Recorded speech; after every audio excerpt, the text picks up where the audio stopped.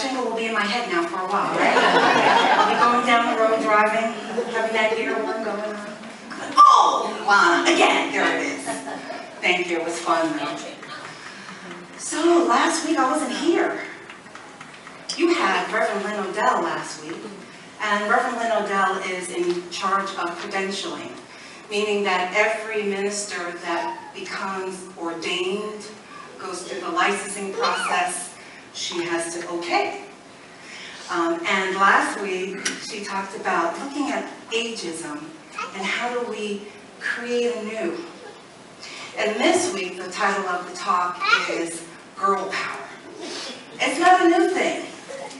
And I picked this to come afterwards because we're going to talk about Hildegard von Bingen. How many of you know her? Just show. Cool! You guys don't even know. I love it.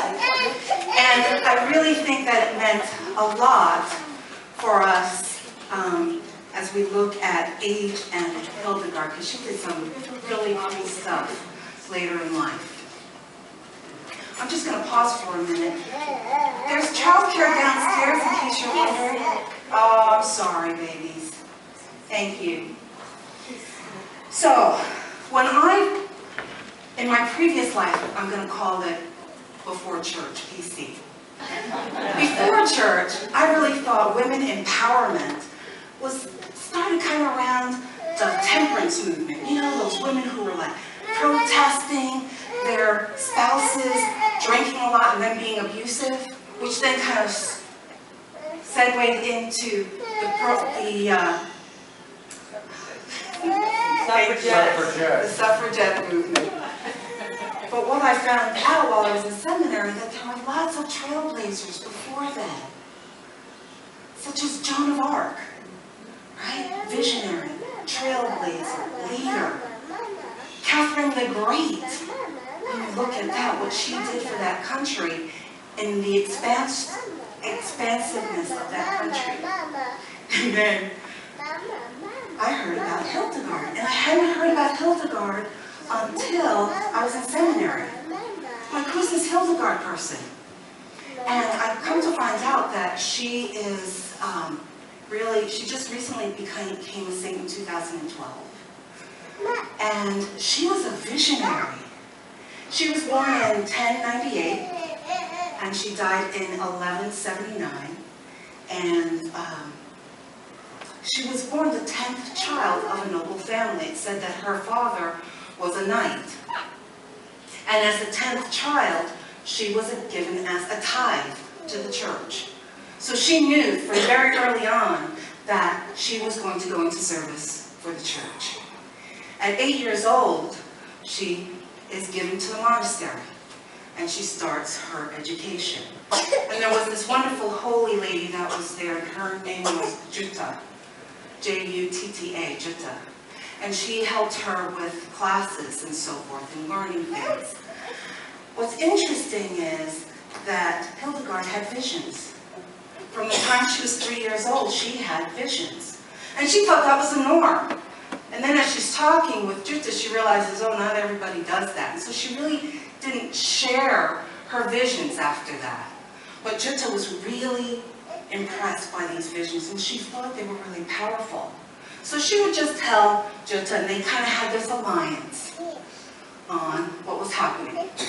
At 18, Hildegard became ordained as a nun. Right? She became a nun. Now this firebrand, she was at a monastery that's known as a dual monastery. One side was for the men, another side was for the women. But her side was kind of cramped. They didn't have what they needed. So girlfriend decided, I'm moving my people. She moves them to Bingen, which is on the Rhine in Germany, and she is there helping with construction, overseeing it. She actually piped in water, which was something that wasn't done back in those days, into the building. Now, the gentleman that was overall the master was not very happy with her, but she knew what she needed to do for her women, and so she did it. One of the things that's really amazing about her is she's known as a mysticism, she's known as an author, she's known as a poet, she's also known as a pharmacist and a composer. This is the 12th century. Wow, how accomplished is that? And one of the things that I thought was really powerful back then is that she saw humans as the living sparks of God. Who says that? We do. One of her first quotes is this.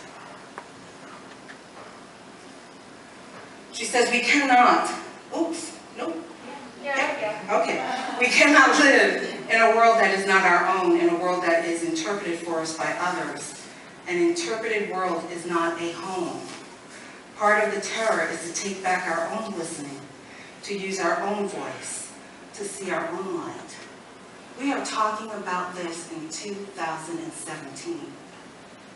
We've been talking about the shadows. We've been talking about our unconscious fears. We've been talking about standing in our own divine light and saying what is truth. That is what we are doing today. What a visionary. So she's doing her life, doing her thing, and she's not writing any of her visions down, even though, Jutta is encouraging her to do so. There's a couple of reasons why. She does it because she's feeling a little insecure and unworthy to write, because she hasn't had a formal education. So she doesn't feel like she can write well. The second thing is she's aware of all the schisms that are happening in the church overall during that period of time. What's the schism? There was a great schism in 1054, right before she was born, in which the church separated into the Roman Catholic Church and the Greek Orthodox. That was a big one. And that came about really because of the definition of the Holy Spirit. Did the Holy Spirit come from God, or did the Holy Spirit come from God and Jesus? So it's about the Trinity, the Father, Son, and the Holy Spirit. And that was really what broke the church into the Eastern Orthodox and into the Roman Catholic Church. The Roman Catholic Church felt that it came from both the Father and the Son. So she knows this history. So she doesn't want to be publishing and talking about things that maybe could cause some more conflict in the church. So she wants to make sure that she has papal approval. And so she says, I'm only going to write if the Pope approves it. Well, she still doesn't write for a while. And then at the age of 42 years and 7 months, did you get that? 42 years and 7 months, she has this mega awakening where she sees brilliant light. And all of a sudden, she can comprehend things that she couldn't believe or understand previously. 42 years and 7 months. How many of us sit here and think, my life is over? I've hit 30, I've hit 40, I've hit 50, and I'm 60, right? And we think it's over. This is now when she starts to write. This is when she's publishing her visions. 42 years and 7 months. Notice I keep saying that. I'm not just saying it for you, I'm saying it for me as well. I'm a late bloomer. I didn't go to seminary until I was 50. 50. Yeah, I am that old.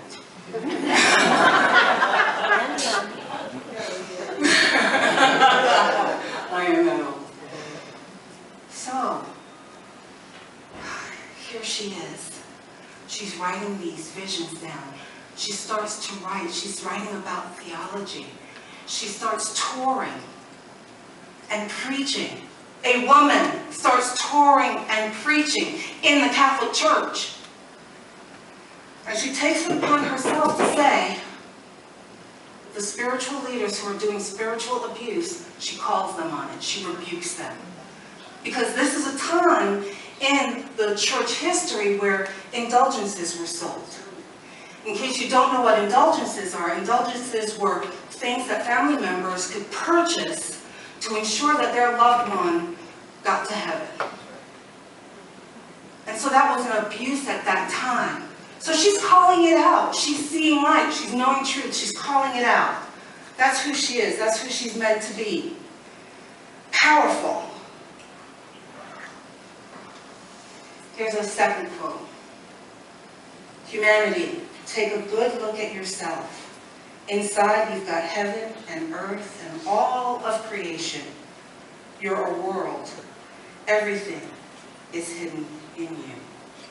Everything is hidden in you.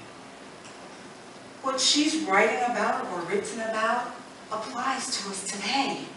Everything is within us. And when I talk about girl power, for those guys that are sitting out there like, snooze, we are talking about the divine feminine. That's what we're talking about. That empowerment of love and wholeness. That's what we're talking about. Not just on the physical girl, but the divine feminine as well. Because when we talk about girl power, it's not exclusive. It's inclusive. It's about all of us being empowered, knowing what we're here for, identifying our purpose and stepping out, regardless of our age, regardless of our what we consider handicaps or not abilities, stepping into our gifts. She had an amazing gift, and she stepped into it. So much so that a few months, about a year before she died, she buried a gentleman that was excommunicated from the church on sacred grounds of the monastery. Well, the bishop, not a happy camper. He's like, absolutely not. You cannot bury someone who's been excommunicated on sacred grounds. So she says, but, you know, I was with him as he was dying, and I know that he has resolved his issues. I've given him the right sacraments. He is one with the church, one with God. The bishop's like, no way. We are going to come and we are going to dig him up. So do you know what she did? Her and her nuns removed all the gravestones in the cemetery. So they couldn't find this excommunicated person to dig up. Out of the box. Power. She knew what was right. Regardless of what the powers that be think. And she did get into a little trouble in that one. It took 6 months where she could not celebrate the Eucharist or sing praise before she kind of worked it out so that they could do that again. So someone who stood in her conviction, stood in her power, stood in her light, knowing that love is the only frequency. And I've been talking about love as a frequency, haven't I? For a few weeks. That it's only through love that we can change the world. Only through love can we really heal and transform this planet. So she's been ahead of the curve for quite a long time. And she has become my recent shero. I really love her an awful lot. So, I am going to do something a little different. For our meditation, I'm going to invite Leonard to come up and prepare us for that. But when we are in meditation, you are going to hear one of Hildegard's songs. It's going to be in a Gregorian chant. And so most of it I'm going to ask you just to open your mind and your consciousness to listen to it. Now, you know I come from a Catholic background. And it's very easy for me to go, not that stuff. But when we grow and we heal, we know that there is God in all things. And when I listened to her song here, it was just so powerful, even though it's in Latin. I have no idea what they're talking about, but they're talking about Psalms 111, which is about praising God. All right? So Lana's going to set us up for a meditation. See you in a bit.